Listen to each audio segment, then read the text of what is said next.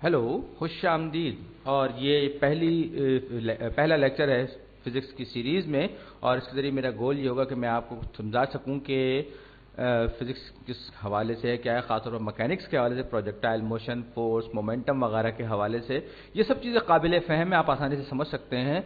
तो मैं आपको देना चाह रहा हूँ बहुत बेसिक, बहुत बुनियादी फार्मूला, जो कि फिजिक्स में तकरीबन हर जगह आप इस्तेमाल होता हुआ देखेंगे, और ये है distance is equal to velocity times velocity multiplied by time. और ये आपको मुख्तलिफ शक्लों में नजर आएगा। कहीं पर ये rate of change with respect to time into time होगा, या यहाँ पर जब आप डेरिवेटिव्स का करने जाएंगे तो यहाँ पर डी की जगह एस लिखा होगा, क्योंकि डी जो है वो डेरिवेटिव के लिए इस्तेमाल होता है। बहरहाल इसकी शक्लें मुख्तलिफ हो सकती हैं, लेकिन इसका बुनियादी कॉन्सेप्ट जो वही रहेगा कि फासला या डिस्टेंस जो होता है वो वेलोसिटी और टाइम के मल्टीपल के बराबर होता है। इसका जो फासला होता है वो उसके बराबर। तो अब वेलोसिटी और दो चीजें हैं, वेलोसिटी और स्पीड, जिन्हें आम तौर पर हम इंटरचेंजेबली एक दूसरे की जगह इस्तेमाल करते हैं, लेकिन टेक्निकली ये एक दूसरे से मुख्तलिफ हैं।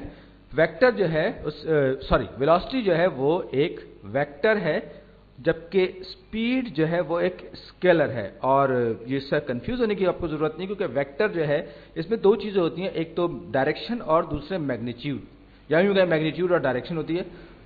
तो यानी अगर आपको कहा जाए कि 5 माइल्स पर आवर, तो ये सिर्फ स्पीड होगी, लेकिन अगर आपसे कहा जाए 5 माइल्स पर आवर इन टूवर्ड्स नॉर्थ, तो इसका मतलब होगा कि ये एक वेक्टर है। और या फिर ये आपसे कहा जाए कि 5 miles per hour negative south, तो भी वो नॉर्थ ही के बराबर। जबकि स्पीड में अगर आपको 5 माइल्स पर आवर दे दिया गया तो इसमें आपको डायरेक्शन नहीं दी जाती, आप कहाँ जा रहे हैं, ऊपर जा रहे हैं, नीचे जा रहे हैं, दाएं जा रहे हैं, बाएं जा रहे हैं, कहीं पर भी जा रहे हैं।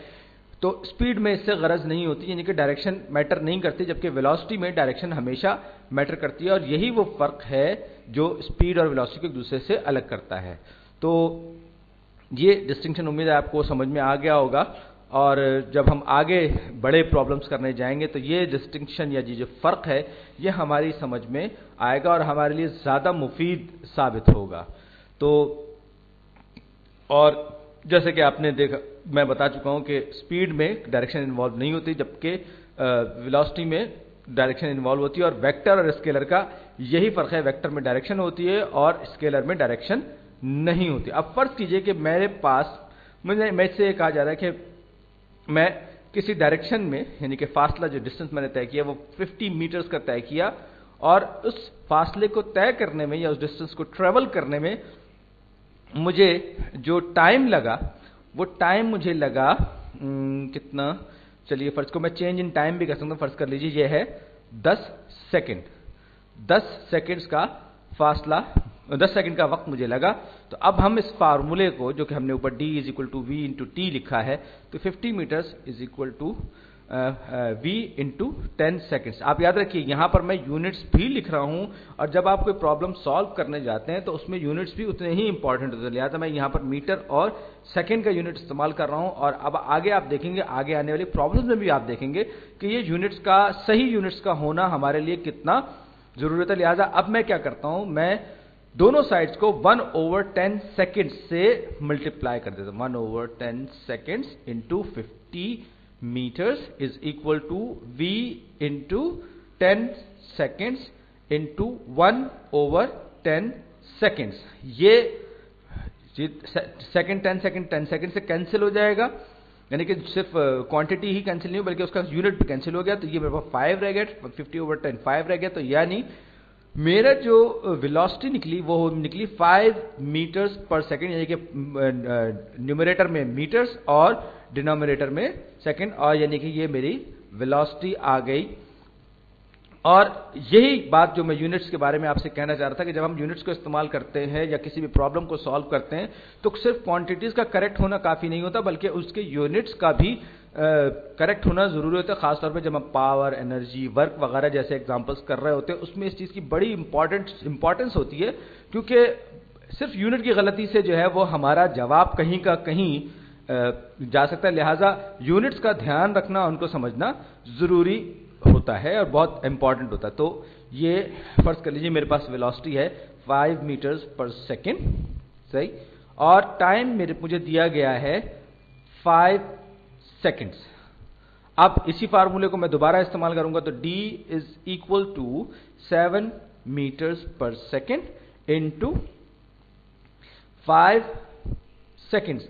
तो ये देखिए आप सेकेंड्स और सेकेंड जो यूनिट्स जो हैं ये एक दूसरे से कैंसिल आउट हो जाएंगे, हम जब मल्टीप्लाई करेंगे तो ये रह जाएगा हमारे पास 7 पंजे 35, 35 तो आ गया, लेकिन सेकंड ऊपर न्यूमरेटर में भी और डिनोमिनेटर में भी है, लिहाजा ये यूनिट्स एक दूसरे के साथ कैंसिल हो जाएंगे और मेरे पास जवाब में सिर्फ वही यूनिट्स बचेंगे जो मुझे चाहिए। जी हाँ, मीटर, यानी डिस्टेंस का जो यूनिट है वो मीटर है। और ये सही, सिर्फ क्वांटिटी ही सही नहीं है, मैग्नीट्यूड ही सही नहीं है, बल्कि यूनिट्स भी सही हैं। तो आप चाहे तो इसको सेंटीमीटर में भी कन्वर्ट कर सकते हैं, चाहे तो आप इसको किलोमीटर्स में भी कन्वर्ट कर सकते हैं, लेकिन ये डिपेंड करता है कि आपको सवाल किस नौइयत का दिया है। और आगे जैसे जैसे हम अगली वीडियोस करते चले जाएंगे तो ये डिफरेंस हमारे पास वाजे होता जाएगा। और अब जरा मैं थोड़े से पेचीदा प्रॉब्लम की तरफ आने की कोशिश कर रहा हूं। तो जैसे कि अभी मैंने पिछले फ्रेम में आपको बताया था कि d is equal to v times t, यानी कि डिस्टेंस बराबर होता है वेलोसिटी इन टाइम्स t। तो अगर मेरे पास वेलोसिटी कांस्टेंट है, फर्ज कर लीजिए कि मेरे पास वेलोसिटी जो है वो 30 मीटर्स पर सेकेंड है, और ये कि हम जनरली हम इसमें डायरेक्शन की बात नहीं कर रहे, हम इसको भी इंटरचेंजेबली वेलोसिटी कह रहे हैं।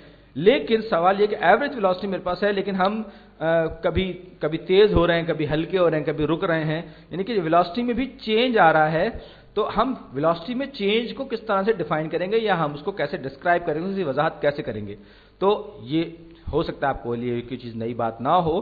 तो वेलोसिटी में जो तब्दीली होती है उसको हम एक्सेलरेशन लिखते हैं, और इसकी रूह से हम लिखते हैं v is equal to at, velocity times times, और ये एक्सेलरेशन टाइम्स टाइम्स है, ये बराबर होता है वेलोसिटी के। ये हमारे फिजिक्स के बेसिक फार्मूलों में से एक है। तो d over t is equal to v, d is equal to over t is equal to v। तो v ओवर t बराबर मेरे पास हो जाएगा a। या rate of change in velocity जो है वो a होता है, और change in distance, rate of change of distance जो है वो वेलोसिटी होता है। तो मैं कहाँ था, हाँ, तो मैं ये कह रहा था कि ये दोनों चीजें जो हैं ये एक ही जैसी हैं, इससे कोई मतलब बहुत ज्यादा फर्क नहीं पड़ता। आप चाहें तो इसको हम जब आगे प्रॉब्लम्स में जाएंगे आपको ये चीज समझ में बहुत आएगी, खासतौर पर प्रोजेक्टाइल मोशन में, क्योंकि प्रोजेक्टाइल मोशन में हम एक्सेलरेशन ऑफ ग्रेविटी या एक्सेलरेशन ड्यू टू ग्रेविटी से ज्यादा डील करते हैं, और कारों के एक्सेलरेशन की भी बात होगी और बहुत सारी चीजों के एक्सेलरेशन की बात होगी। तो 9.8 मीटर्स पर सेकेंड जो होता है एक्सेलरेशन ऑफ ग्रेविटी या एक्सेलरेशन ड्यू टू ग्रेविटी होता है, जो कि नीचे की तरफ होता है।